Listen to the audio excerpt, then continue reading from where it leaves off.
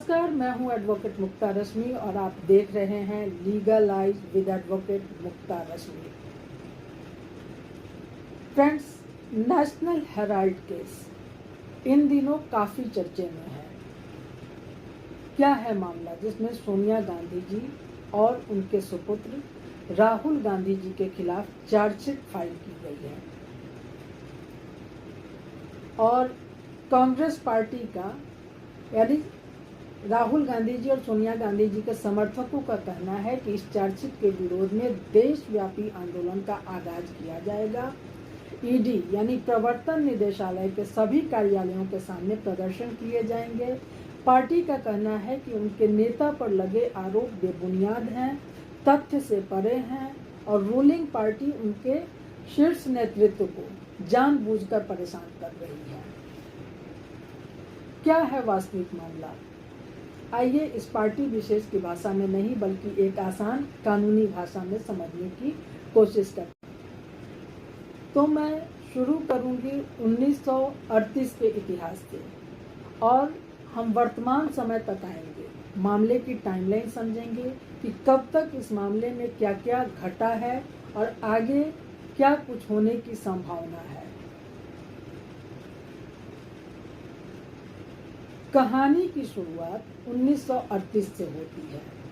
जब देश आज़ादी की लड़ाई लड़ रहा था, उस समय पंडित जवाहरलाल नेहरू जी ने नेशनल हेराल्ड नाम का एक अंग्रेजी अखबार शुरू किया जो स्वतंत्रता संग्राम की आवाज बना। उसके साथ ही कुछ अन्य भाषाओं के अखबार भी जुड़े, जिसे प्रकाशित करने वाली कंपनी का नाम था AJI यानी एसोसिएटेड जर्नल्स लिमिटेड। इस कंपनी के नाम देश भर में करोड़ों की संपत्तियां थी, लेकिन 2008 में यह अखबार आर्थिक तंगी के चलते बंद हो गया। साल 2010 में एक नया मोड़ आया, एक नई कंपनी बनाई गई, यंग इंडिया प्राइवेट लिमिटेड यानी YI, जिसके डायरेक्टर बने राहुल गांधी और सोनिया गांधी जी। इन दोनों के पास इस कंपनी में 76% की भागीदारी थी और यहीं से शुरुआत होती है इस विवाद की।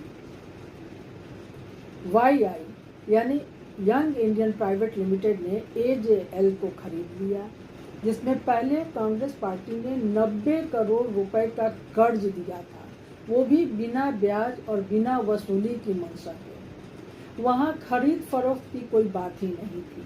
लेकिन बाद में कांग्रेस ने AJL से जुड़ी सारी हिस्सेदारी महज 50 लाख रुपए में YI को ट्रांसफर कर दी। इससे YI को AJL की अरबों की संपत्ति पर मालिकाना हक मिल गया, जिसकी कीमत लगभग 2000 करोड़ रुपए बताई जाती है।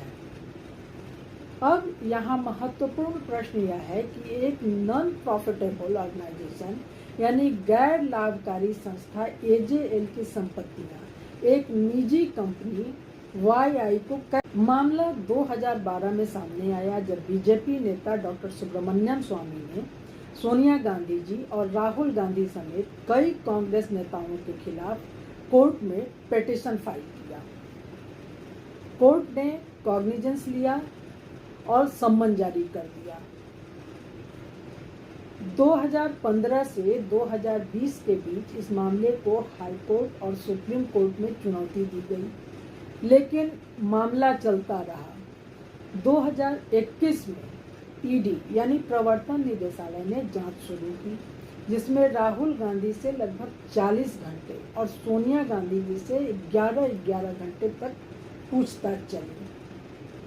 20 नवंबर 2023 को ईडी ने AJL और YI की संपत्तियों को जब्त कर लिया और 2025 में अपनी पहली चार्जशीट दाखिल कर दी, जिसमें सोनिया गांधी जी और राहुल गांधी जी को आरोपी बनाया गया।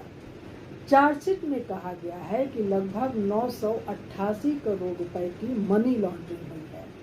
चार्जशीट 16 अप्रैल को सार्वजनिक होनी थी और अब कोर्ट में इस केस की सुनवाई होगी। ट्रायल प्रोसीडिंग शुरू हो सकती है हालांकि अभी इसमें गिरफ्तारी की कोई संभावना नहीं जताई गई है, लेकिन कांग्रेस पार्टी का कहना है कि यह एक राजनीतिक साजिश है, जबकि ईडी इसे आर्थिक अपराध मान रही है। अब सच क्या है इसका फैसला तो कोर्ट ही करेगा, लेकिन अगर आप इस मामले से जुड़े कानूनी पहलुओं, चार्जशीट की डिटेल्स या किसी खास हिस्से पर जानकारी चाहते हैं तो ज़रूर बताइएगा। जैसे ही अगला अपडेट आएगा मैं उस पर भी विस्तार से बात करूंगी। और तब तक के लिए नमस्कार, धन्यवाद।